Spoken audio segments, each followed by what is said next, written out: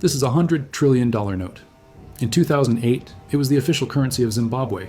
It was worth less than a single sheet of toilet paper. This isn't a joke. This is a historical artifact. It is proof that a government's promise can be worth so little it becomes a literal joke. We look at the money in our wallets or the numbers in our bank accounts and we assume they are real. We think of them as solid, permanent value. But we are wrong. Money is not real. Money is trust. And when that trust breaks, the results are catastrophic. This collapse of trust isn't random. It's not a surprise. It follows a predictable 5-stage pattern that has repeated again and again all throughout history. It is a currency death spiral. Today, we are deconstructing that 5-stage pattern. We will show you how the same playbook that killed the money of ancient Rome, revolutionary France, and modern Venezuela is happening again. And we will show you how the new world of cryptocurrency, which was supposed to be the escape, is falling into the exact same traps. Every currency death spiral begins in the same place. A government needs money it does not have. This is stage 1, the original sin. The government has wars to fight, massive public works to build, or a population to keep happy with subsidies. It faces a simple choice. It can either raise taxes, which is politically painful and makes people angry, or it can find a creative way to pay its bills. It almost always chooses the creative path. It decides to create money from thin air. The blueprint for this was written 2,000 years ago in ancient Rome. The original Roman currency was the denarius. It was a silver coin known across the world for its purity. It was real money because it was made of real, valuable silver. For a time, it was the backbone of global trade. But the empire grew, and its expenses grew with it. The military, in particular, was a massive, endless drain on the treasury. The emperors had endless wars to fund, and on top of that, lavish palaces to build, like Nero's infamous Golden House. They couldn't tax the people anymore, so they turned to a trick. It's called debasement. It's a simple idea. You melt down the pure silver coins, mix in cheaper, worthless metals like copper or bronze, and then remint more coins, all with the same face value. It's the ancient version of a printing press. Emperor Nero was one of the first to do this in a major way around 60 AD, reducing the silver content of the denarius from nearly 100% to 90%. It was a modest cut, but he had opened the door. He had committed the original sin.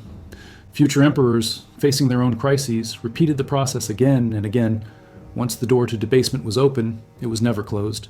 By 150 years later, the denarius was only 50% silver.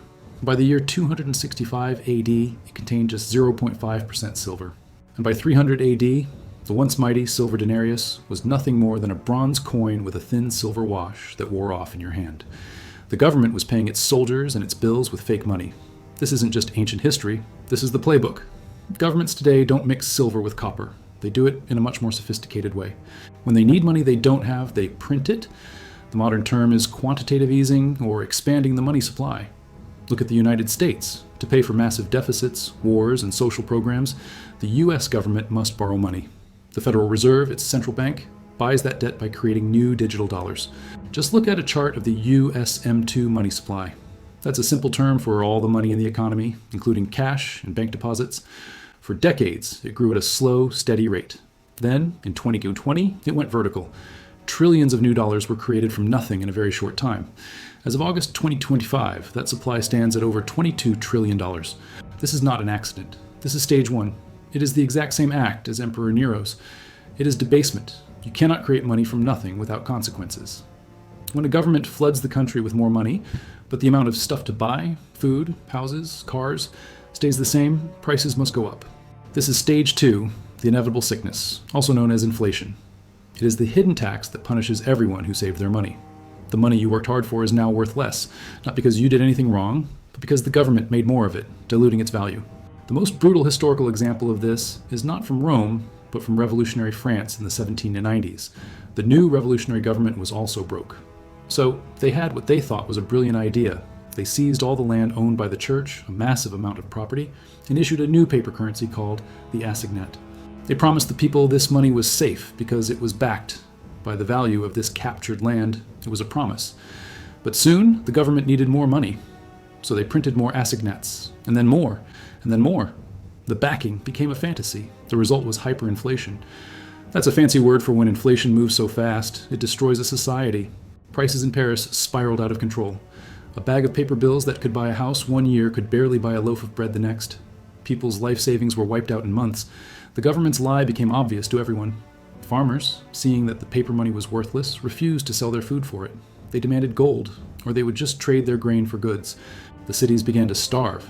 The economy completely broke down. This is the sickness that always follows stage 1. When the government prints, the value of your money goes down. And today, we are all feeling this. The government may tell you inflation is 2 or 3%, but what does your grocery bill tell you? What does the price of a new car or the cost of rent tell you? The prices of the things you need to live have skyrocketed.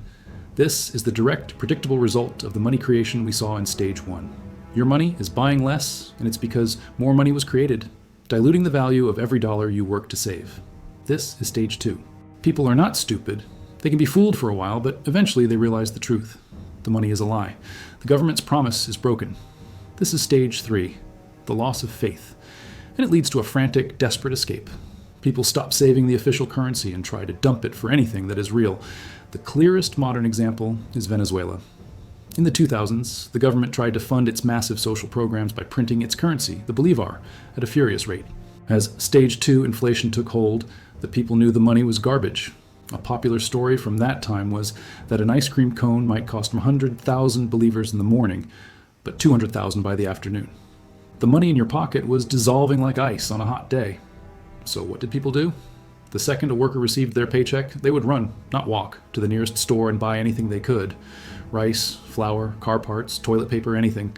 Because they knew the food on their shelf, even the toilet paper, would hold its value better than the paper money in their pocket. This is called a currency flight. People flee the dying currency and rush to anything else. In Venezuela, they fled to 2 things. First, barter.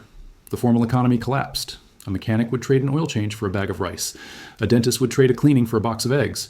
People went back to the oldest form of trade because it was more reliable than the official money. Second, they fled to a foreign currency. In Venezuela, the ultimate store of value, the real money, became the US dollar. People would do anything to trade their worthless bolivars for even a single dollar because they knew the dollar was a more stable promise. This act of choosing a foreign currency over your own is the ultimate vote of no confidence. It is the moment the public officially declares their own money dead. We saw the same thing in modern Lebanon, where the banks just locked the doors, trapping people's savings inside, while the currency evaporated. When the government's money is failing, and the government often makes things worse by trying to force people to use it, a new economy is born. This is stage 4, the rise of the black market, or the shadow economy. The black market is simply what people do when the official system stops working. The greatest example of this was the Soviet Union. As we've discussed before, the Soviet Union's command economy was a system where the government in Moscow tried to plan everything. They set all the prices. This meant that bread and milk were incredibly cheap, but there was almost never any to buy.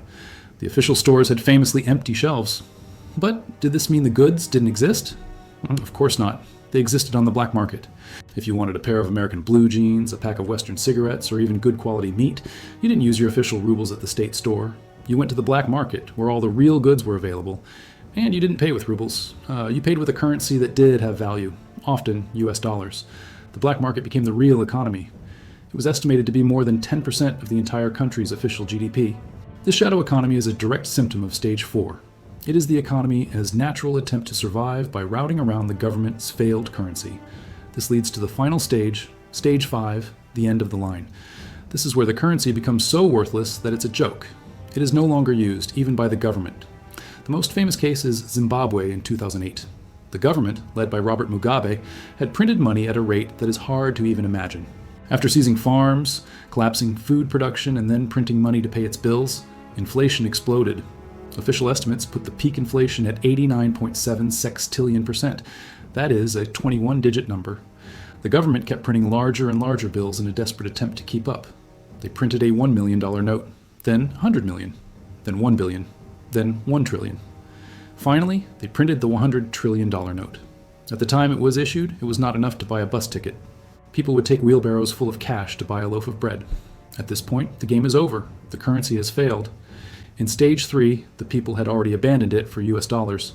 In stage 5, the government is forced to admit defeat. In 2009, Zimbabwe officially abandoned its currency. The $100 trillion note became a tourist souvenir.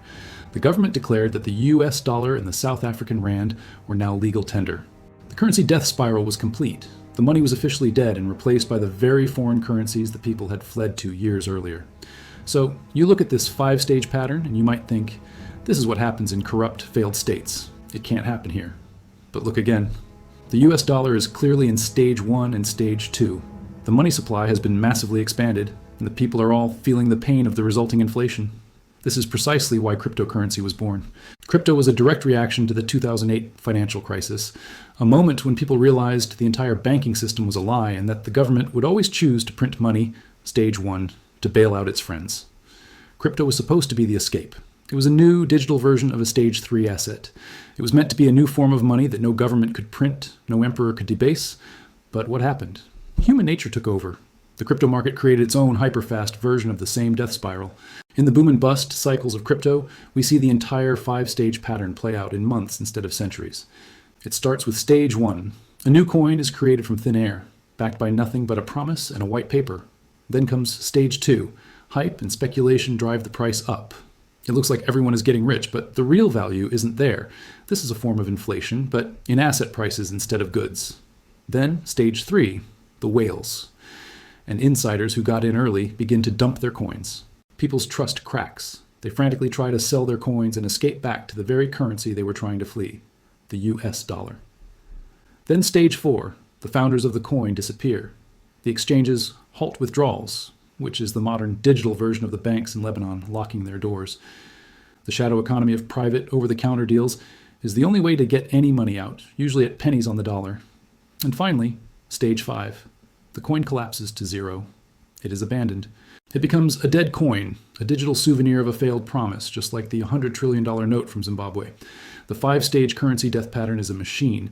It's a historical law. It's what happens when people believe in a promise that is not backed by real value. We are living in a time when the world's most important currencies are deep in stage 1 and 2. The question is not if the next stages will come, but when. History has shown us this pattern again and again. It is a warning. The survivors are not the ones who trust the system. They are the ones who see the pattern before it's too late. If this gave you a new perspective, hit subscribe. The most important stories are the ones that have been deliberately forgotten.